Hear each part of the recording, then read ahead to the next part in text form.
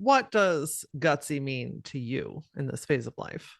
Keeping on going, even when my brain starts to bring up all the old fear and conditioning, just telling it, I got this. Welcome to the Gutsy Podcast, the show where you learn how to own what you actually want and shift the mind junk that's been holding you back. I'm Laura Ora, keynote speaker, coach, and your guide to help you get clarity, build confidence, and make the gutsy moves that change your life. Each week, I'm going to help you simplify things by teaching you how to get out of your head while stepping into action. This way you can achieve all those life shifts that you've been overthinking. Your desire, that drives you. But gutsy, that's what gets it done.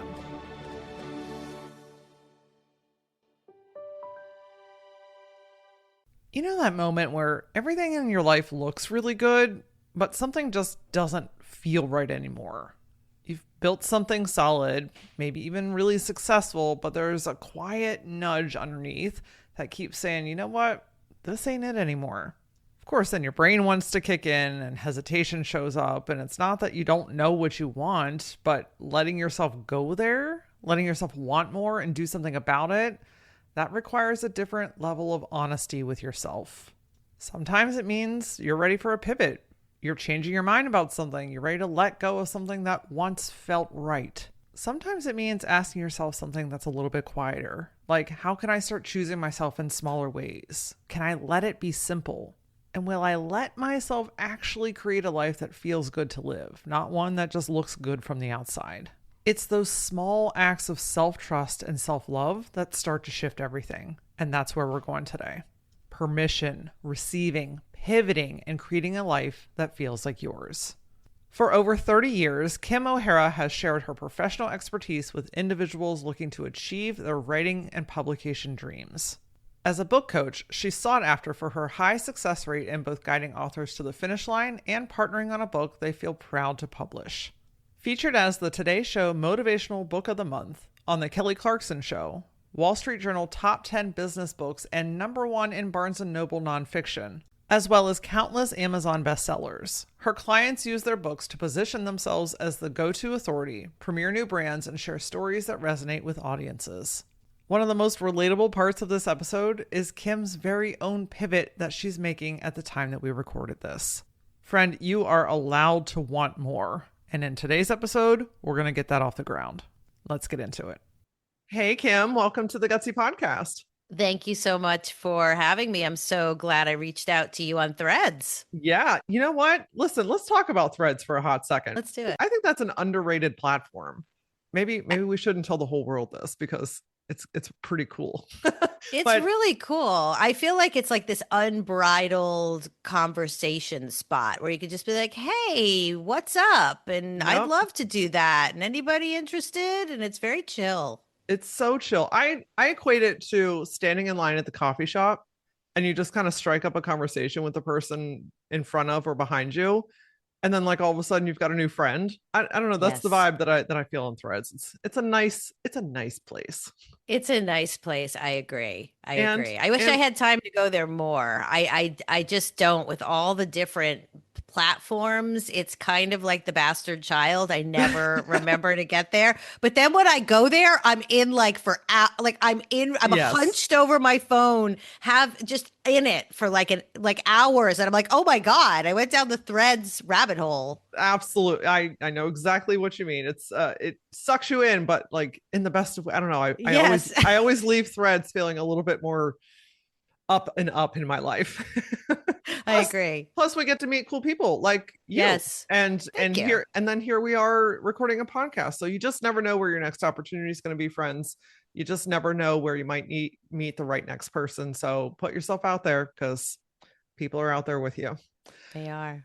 We're going to talk about the brain, the mind, and some messaging around book writing and pivoting in your life. I read a stat on your website that I wanted to start with that I thought was pretty astounding. Over 81% of people have a book idea or story waiting to be written. Most of them will never act on that potential. Listen, Yes. we are on the Gutsy podcast. We are all about making gutsy moves. And so I would like to to maybe play a small part in shifting that number, that percentage, to help some women make that move to actually get that thing out of their head. Talk to me a little bit about what's going on in that space. Absolutely. And, when I got into book coaching 11 years ago, there was like hardly any book coaches. So it was really a novel space. And it was really, I mean, there were no tools like there are now with AI, right? So anybody that wanted to write a book really needed someone like me, like a human being with a lot of experience in writing and development and publishing to hold their hand because the mind was in the way, right? Like I would always say, once you can say that yes to writing the book, everything else is kind of like semantics and organization and scheduling and accountability, coaching, basically. And so a lot of people have this imposter theory that they can't be, an author. But now I feel like that number probably has shifted because more people can just go, well, let's see what Claude thinks, and drop thoughts into AI. And of course, AI is designed to make you feel like you're the most incredible person ever in the face of the earth. And AI is going to be like, that's the most amazing book I've ever heard. You need to write that right away. The problem is nobody should be writing books with Claude, Yeah. like at all. So that's when they have to find like a book coach or an editor or someone like me to kind of go back to the human experience. But I believe that number is probably shifting anyway. Yeah. I'm glad you brought up AI specifically around book writing because I mean that could be a whole episode of its own, right? It could be, Talk to me yes. about talk to me about the comment that you just made. Nobody should be writing a book in Claude. Yeah. What's your perspective on that? So when I wrote I have a book out now. I put a book out in 2022, and then I have a book agent out of New York right now for my next book. That book I did traditionally as well, but not with an agent. And when I wrote that book, it was about a very painful part of my life that I felt lots of women and men needed to hear about in regards to sexual abuse. And when I wrote that book, my whole life changed. I mean, the book is called, it talks about change, and so I I think writing books, if you use Claude, like you're not going to those deepest parts of yourself that you want to heal and that you want to be vulnerable about, so that someone who picks up that book and reads it says, "Me too." Like, oh my God, she sees me. And I feel like if you can write a book from your heart and you could really put yourself out there in a dynamic way, you will serve others, but you will also change. And Yeah. I sign up for the change. I don't sign up for the easy way to just do some book that's like a door stopper. Yeah. Yeah. I mean, we could all crank out dozens of books a year if we wanted to through Claude. But one, it's sourced information, right? Like Yeah, it's right. pulling from other people's information in the stories. So that's a whole issue of its own. But two, like you said, like AI doesn't know your lived experience. Right. I think AI is really great as an assistant to help you analyze information, to help you pull some pieces together, to figure out different ways to say something, but not as an idea generator, Mm-hmm. not as a Mm-hmm. replacement of you, but as like maybe a refinement of things and pieces. Absolutely. Yeah. I'll give you an example. Like for the last 3 years, was building a platform on permission. Because as a book coach, I go to a lot of women's conferences and a lot of women's events. Some of them are very woo woo. Some of them were like doing sound bowls and like yoga and like face masks. You know what I mean? And so at those events, you're not hearing so much like hardline, like business card pushing. You're hearing women talk about like, I really want more permission to like have time away from my kids. I really want to have more permission to just like go dancing. I really want to have more permission to just sit with my thoughts. And so I started like developing this platform on permission. And then I decided to write a whole book. So I wrote a whole book on permission. I thought it was really good, the 7 steps to permission and shame and guilt. And I brought it to not Claude, I brought it to an esteemed book editor out of New York. And I love New Yorkers because they're like, what the fuck is that? You know what I mean? Like she goes, I don't think so. I was like, well, what do you mean you don't think so? I just spent 6 months, right? She's like, this isn't you. You're like funny and you're like, no, no, lighten the fuck up. Mm. Do something like delicious. And I was like, oh. So now I've written that book and created a whole brand off of a 7-minute conversation where someone said, toss that shit and write something and be something else. Why aren't you being, step into the light? And then all of a sudden I started remembering I wanted to be an actress when I was 8. Wait, why haven't I been on stage? Wait, why have I been hiding behind a computer doing other people's books? Wait, like, and all these doors started to open. You said doors. The minute I started to lean into what one woman who's a book professional said to me, my whole world changed. I Mm. haven't even written that book yet. We're trying to get a deal. So it's just wild. Books are like these. I look at books as these like ethereal spirit animals, I mean, they're like here to push you, and then you kind of have to wait, and then you write a little bit more, and then it goes, and then you're not sure, and then it happens, and it's a wild ride. I used to work with people for a year, and I had to stop because the ride was so emotional and so wild. It was too much. I was like, okay, I need some energetic boundaries. Yeah. Yeah, I can completely agree with the ethereal like creature that like I don't know, I think I hear so many women say this like there's a book in me, right? Yes, I've got a book, there's a book in me someday. that's One metaphorical. yes, one day I'll get to it, but the way that you just explained that I'm like, "Oh yeah, it's because this is I see it as this in like complete energetic entity of its own." Mm-hmm. And I think where things start to get a little sticky is when that energy is trying to come forward and we keep batting it off, Yep. right? Like pushing it in the closet. No, not now's not the right time. I don't have enough experience. Nobody cares about my story. And that's when all that brain shit comes in Yes. and we talk ourselves out of it and we end up in that 81% category.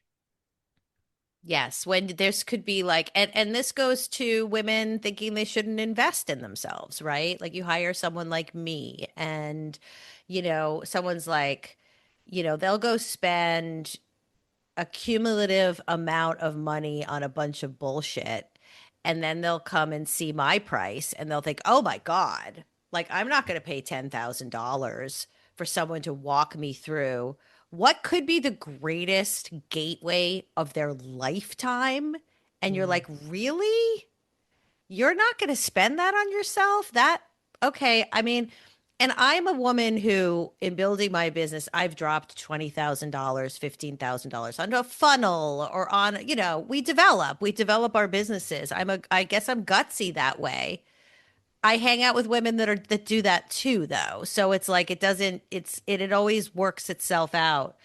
But a lot of these women too have to go ask their husbands for permission. I'm like, I don't know what that shit is. And like, they don't want to spend the money, and yet this is the gateway to, it's just maybe they're afraid that of the greatness. Hmm. You've mentioned gateway a couple times. You've mentioned like huge change a couple of times. Talk to me about that kind of, I see this as kind of like a portal, right? Yes. We've got some energy flowing here today. You've talked about how books can really change someone's life. Talk to me a Hmm. little bit about that space. Like what have you seen? What changes? What does this do for somebody? I mean, it depends if you're writing a memoir or if you're writing a self-help book or if you're writing a business book. Those are three different categories they're going to have different energy shifts for you. Anytime you say I'm an expert in something and you're believing that you're on a next level, that you are going to put out there into the world. I've helped financial advisors write books, and they've gone from never posting on social media to showing up in nice outfits and like new photos and like great messaging and like their book. And like, I'm like, wow, whoa. Like, but I knew their potential was there when I met them. So it's wild how the book just like opened the door. Memoirs can potentially make people go smaller because it's so dark sometimes and it's so emotionally heavy. The attrition rate of book clients, not that like moving away from completion, is the highest with memoir. Interesting. Business books and self-help usually can help someone through the like, gosh, what happens if no one cares what I have to say about my like four-step concept? You're like, your four-step concept is amazing. Just do it. And they're like, all right. Memoir, they're like, I don't want anybody to know about any of this. I changed my mind. Yeah. The the interesting thing, okay, so I'm actively writing right now, Mm, my first mm. book. So I've got a little bit of little bias here. Self-help, okay, Okay. self-development book. And what I'm finding, I'm in the early stages, what I'm finding is it's helping me go deeper on the work that I've already been doing. Yeah. So I've had to have this really big shift around. It's not about more, it's about collecting and pulling things together. And Yes. I think that one of the biggest changes that I'm already noticing, even here at the beginning, is this is changing because I'm reliving things that I forgot about. I'm remembering information that I'm like, oh shit, that was really fucking good. Like, why don't I talk about that more? Which is then sparking conversations, which is then getting into podcast episodes, which is then turning into content. You know what I mean? And so I can see how, like, with your financial client that wrote a book, I can see how all of a sudden you just like embody this Yes. deeper version of you. Yes. And that's why I created in January 2025, which was a crappy year to create something new because the economy just tanked and people went scurrying into, their own little spaces, but the book roadmap intensive because I feel like the stage you're at right now, that beginning phase, that ideation phase, that like unleashing of everything stage is where I'm just at my best, right? So I can come in and help people really go into all the openings and find out what really matters for the book because it can't all go in the book. That's the problem. It's like, oh my God, there's all this stuff. Well, it's not all meant for the book, and really narrow down and outline what's book and what's maybe platform or podcast or blog or something else, right? And I feel like in that 3-month process, when done properly with the right guidance, someone can author an unbelievable book. But people that come to me without having done that, that then want me to read it or fix it, I generally am not that excited. Well, I mean, as you know, there's a lot of work that goes into it. And when you've already Hmm. poured, I mean, you wrote an entire book and then Yep. was told, nope, this isn't it. And you hard pivoted. And I think that's a cool thing to talk about too here is, I've heard you talk about pivoting quite a few times with your book. Hmm. Right now, you're in the middle of a pivot with your brand messaging Yeah. and the things that you're offering. Let's talk about permission to pivot when something's not feeling right or you keep bumping up against a wall or you're pulled towards another direction. Hmm. I, I believe that the universe will kick you out of whatever nest you're all cuddled into with like when you're ready. And I knew that I didn't want to do year-long clients anymore, and I knew I needed to open space to create this permission brand. I had no idea what that was. I was in all that space of like, who am I to talk about permission? Like, who put me in charge? But the more that I would start to unpack like my life and what I've been through and what I had given myself permission to do, I was 44 years old. I didn't have a dime. I had two small kids. I worked at Trader Joe's. Then I became a substitute teacher. Then I became a book coach. I mean, I built, bought a house in 7 years went from zero to buying a house. And I just kind of took off from there. And so I was like, oh, wait, no, actually, I am qualified, right? But when I really, really wasn't making that change, as I probably like, I mean, everything's in due course, but when I wasn't really making that change, I got a client who, like, basically took me down. It was a really bad situation. And I went, okay. And I finished that work and I said, I need to do something small, like with smaller duration of time, and I need to open space. And the universe was like, yeah, we're going to open space. We're going to not give you any clients. And nobody came. And I was like, wait, what are you talking about? I just created this book roadmap intensive. This is amazing. I got like 3 or 4 people, and that's great because it was a new product and it's still very viable, but it gave me a lot of time. And then we had the fires in LA, and then I got ill and went into the emergency room for 3 days. And then my daughter got ill, and then I moved. And it was just the universe was like, the pivots were just happening left and right. That's when I was like, okay, I can do two things. I can still have the book roadmap intensive, and I can spend 50%, if not more, of my time building the Delicious Life brand. Mm, wow. What was that what permission did you need to give yourself in that process? Oh God, it was a lot of panic attacks, a lot of financial insecurity, a lot of like, I'll just be just like really candid. Like, I was really proud of myself when I bought this house and then I sold the house because I moved into a neighborhood that nobody would move into. It was a part of Los Angeles, and I something changed when I lived in that house. I wrote a whole memoir on buying that house, and I also have not published that memoir. And something sort of happened there for me during COVID. And when I sold the house, I made a decent amount of money. It was just something the universe financially knew I needed some money. And I have been like basically living on it. So pat me on the back for being a woman who bought a house and sold a house so I could pivot because we need money to pivot. But then I started to see the money go. And I was like, oh shit. Like, new brands take a while and I don't even have anything to sell. So I started like getting really, really stressed out. And I talked to my partner and I said, I feel like I am dying. I'm so scared. And he said, I'll invest some money into your new business. And he did that like 2 months ago. And I feel light as a feather. You know, when you're pulled towards making a move in your life, whether it's a small move or a complete life overhaul, if you're doing it by yourself, it gets really lonely. It's complicated. Who do you have to bounce ideas around off of, or just to be a sounding board for the things that are happening in your mind? It's not that you don't want to make this change. It's just, I don't know where to start. What do I do? And I'm tired of doing all of this shit on my own. I created the Gutsy Collective to be a community for women that are building up to make that next move. A place to simplify all the moving pieces. Focus your effort and your time and your energy on the one next move that's going to get this thing moving. And build your confidence and self-trust as you start to make the smaller moves that create the bigger change.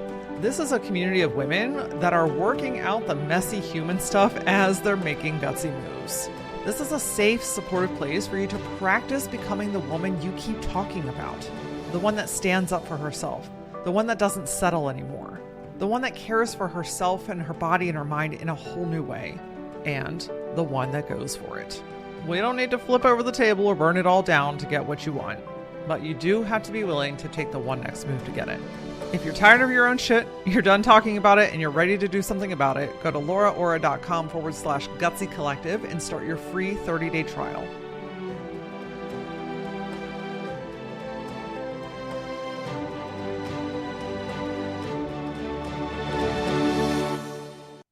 I mean, the financial piece is we can't dismiss it. It's a huge factor in the decisions that we make or don't make. And when things are on the line, when our livelihood is on the line, when kids are on the line, a lot of women particularly will push it off or kick it down the line until the circumstances are right. But that permission to lean in, even when we're scared, I think there's a difference between being reckless and, Absolutely. lighting everything on Yes. fire. By no Right. means am I suggesting that, but we also have to know, is this really a threat, or am I thinking of the worst case scenario and making that my reality? Yeah. I mean, look, I was spinning. I was doing smart things. I was like canceling certain things that I knew my business didn't need to kind of pare down, right? which we do with business, right? Like after you've been in business 11 years, you've seen it all. And I've made decent money, so I've seen it all. So I've invested in a lot of things. I've hired a lot of help, and so I was able to pare down. And of course, I went through that moment of like, oh God, how sad is this? And I was like, no, this isn't sad. You're still getting a few clients here and there. You're just this is becoming less the spot. This isn't my identity is not just a book coach anymore. Like now I'm becoming a brand influencer and I'm just being pushed to this thing. And I was doing all this stuff and I was getting myself a little sick physically from the stress and worry. So, look, I've been financially on my own for 15 years. So to go to my partner and say, I'm dying. I just want to let you know I'm so like, and he was just like, I don't want you to feel that way. And so, of course, now I feel pressure that I like, Sure. got money and now I got to make it work. But he doesn't do that at all. But like, of course, now I feel like then it made me realize like, why as women are we not just like getting investors and like getting more? Why isn't money more like, thank you, I'll take it. I'm going to go do what I'm destined to do. That's like someone helps you. Like we had the SBA loans in COVID. Like I spent that money. I was like, yeah, I'm building funnels. I'm spending money. Where we think, oh God, we got this little bit of money and now we're supposed to be rock stars. It's like, nah, it's just a little more just to keep you going and believing. Well, let's talk about, I mean, that's a receiving. Yes. It's a root of receiving. It's You so know, hard. a lot of Oh women God. we're used to carrying the Whew. weight, being the ones in charge. You know, asking for help is a perceived sign of weakness. I mean, we could tell ourselves, and we do tell ourselves all kinds of stories. And especially when we're in a pivot, which already feels vulnerable of its own. Scary. Mm-hmm. And then you add in the conversation around asking for help. I mean, that's just like shut it down. I would rather like sit in the cold. I'd rather lose a toenail. Literally, I would rather put my head through drywall than even consider that as an option. Right. Why do we need to consider that as an option? And if it's not money, just help in general. Help in general, or just saying, like, instead of just like, I was just like secretly in the same house, signing up for unemployment insurance and getting on Medi-Cal and doing all these little things because we're not married. We get married in September, so some things will shift. So I'm still really like, I'm like, I'm on my own, right? So like, I'm still in that I'm on my own mentality. And that's how I've survived for 15 years. Shut shit down, like get tight. Like, no, the kids can't have Cokes for dinner. No, that's $5. I've been there so many times. So I was like, and I've enjoyed the last bunch of years making good money. So it was weird to be back there. So I had to say to myself, this is sometimes what happens when you change. And I could choose to not look at it and be like, no, I'm going to keep limping along as a book coach and people will come and I'm not going to develop anything else. And I was like, nope, I'm developing, I'm building. Tony Robbins has 16 companies, Marie Forleo, Gabrielle Bernstein, they all are not afraid to have 10 offshoots. Why am I just one thing? Yeah. And so I just went for it. I still don't know how Delicious Life is going to monetize. I have some ideas. It's too early to put that pressure on a brand. I'm still just enjoying gathering the flock. Yeah. That change period, I can confidently say I underestimated myself as well. You did. So yeah, I ran a branding agency for 16 years. Oh my gosh. Wow. Along the way, I started to speak. I started the podcast. So there was a time where my worlds were overlapping, but then I got to a point where I was just done. Right, like I was Yeah. finished. It was Yeah. you just know one of the gutsiest things that you can give yourself is the permission to let something go that needs to go. Amen. Amen. Louder for those in the back.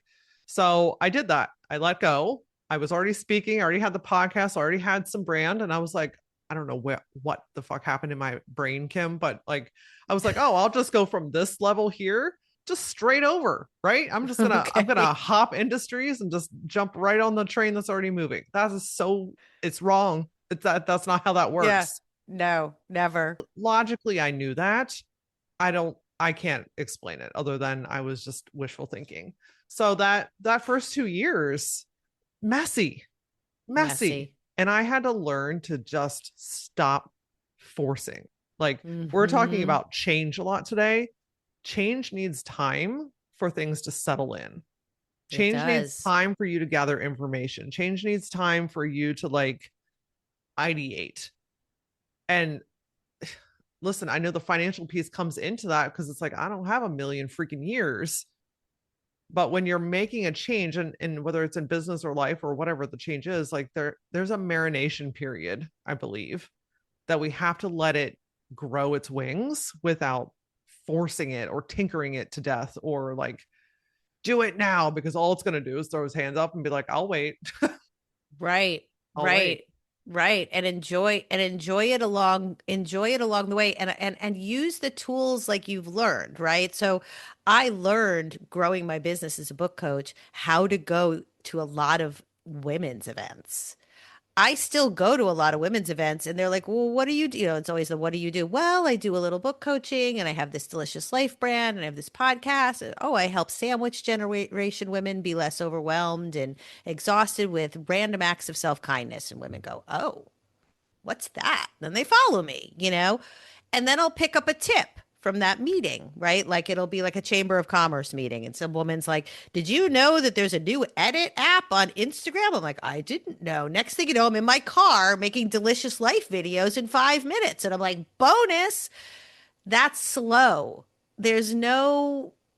I didn't leave that day going, that's it. That's the dollar sign. No, I left going, nice. Now I know how to edit clips in the car and people like my brand. That's it. If you can't handle that for like you said, a while, year, 2 years, it's hard to pivot if your nervous system can't handle that because it Yeah. needs to handle it. Because at the end, I believe, look at you with the podcast. You're a professional, you're out there, you attract women like me that want to come on and be a part of your creation. We feel when people are desperate and scared and scattered, and I notice when I'm just out there on social media and I'm just posting and I'm like, I'm going to have an event. It's $35. I'm not like $350 entry fee for 9,000. I'm not there at the moment. And people are coming to me going, oh, like, I like this. How are you doing this? And I'm thinking partnership, so it's really cool. I'm enjoying it. You know, I've had a very similar experience where I tell people all the time, I feel like the less I try, the better it works. Like the more crafty or clever or mapped out I try to be. Now, everyone listening, take this for a grain of salt because this is also very much my makeup, my human design, my astrology, right? Like this is what works for me and this is why it's important to find what works for you. But the more that I try to make something happen, the universe is like, girl, I'll be over Yeah. here. You let me know when you're done with all that shit and I'll be over here.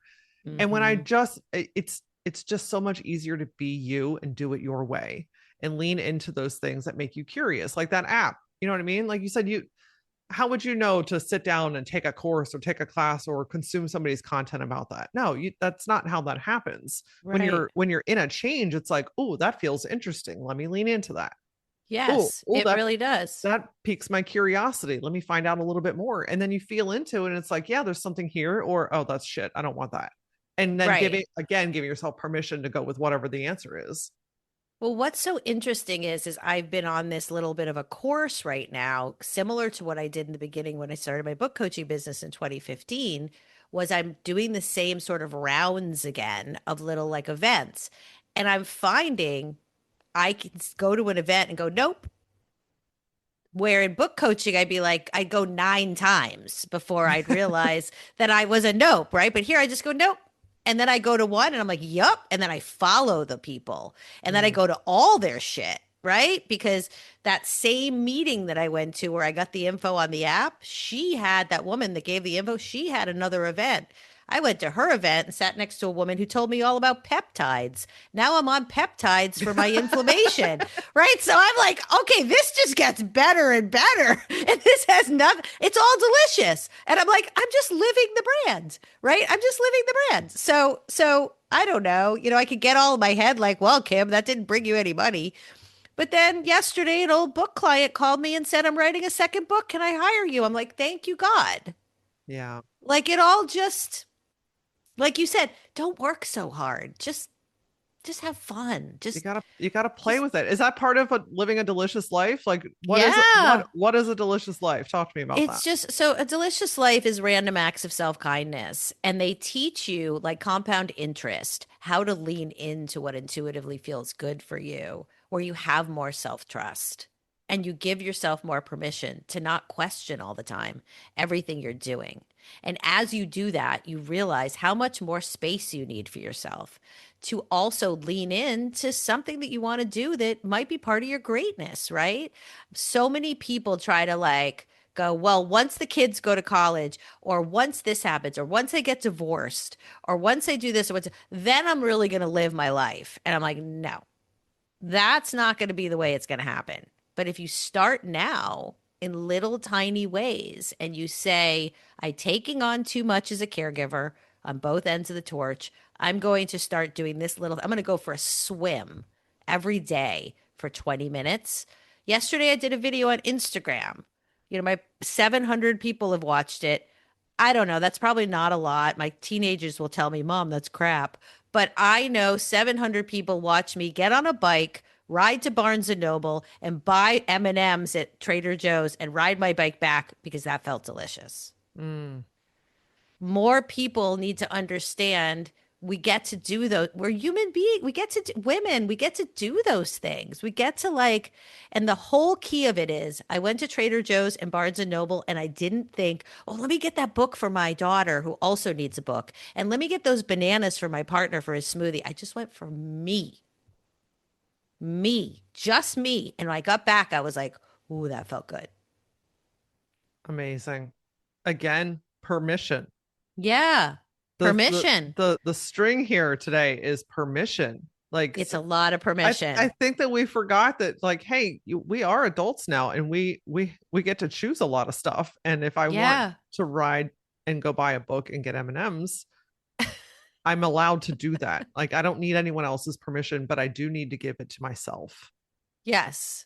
Yes. I've taught my daughters some off weird things, but they all were delicious permission related long, long before I realized I was going to be a spokesperson for this brand. And it would be like, C's Candies gives out free candy. You don't have to buy. We'd go in and we'd get a free candy and be like, thanks. And they'd be like, wow, don't we have to? No, there's no sign that says if you get a free candy, you have to buy. I love C's Candy for that. They give me a delicious thing whenever I want. So where do I go when I want to buy candy? C's Candies. Yeah. I'm loyal because they give me that little delicious bump whenever I want it, you know? And so, like any brand that is offering opportunities like that, or any person who has something that offers value, that makes you feel good for just you, you're going to be loyal to that. So Yeah. I'm hoping that people see that through my brand and say, I like what Kim is offering. I'm going to do those delicious things. And I don't know where it's going to go. Maybe brands are going to come to me. You're a brand marketer. You're going to have to tell me what to do at some point. I'm going to call you and be like, okay, what do I do? Call me. I got you. I got you. Well, I love that example about the free candy and that you don't have to buy something as well. It kind of reminds me of when someone gives you a compliment, what do we immediately want to do? Give a compliment back. And Yeah. it's not that you can't do that. It's just that we feel like we have to or we're supposed to. Right. And Right. it's a lot of it's permission and then it's receiving. Permission and receiving. And it's uncomfortable because we're not used to it, but from what I'm hearing from you, friend, this is where a delicious life really begins. Yeah. It's when you can Mm-hmm. exist in your own skin as your own self and do things that make you feel good. Mm-hmm. I mean, that's great for Mm-hmm. you and it's great for everything and everyone around you. Yeah, I mean, I watched a lot of single moms, and just a lot of moms in general spin out on their schedules, right? With their kids and their, jobs and their businesses.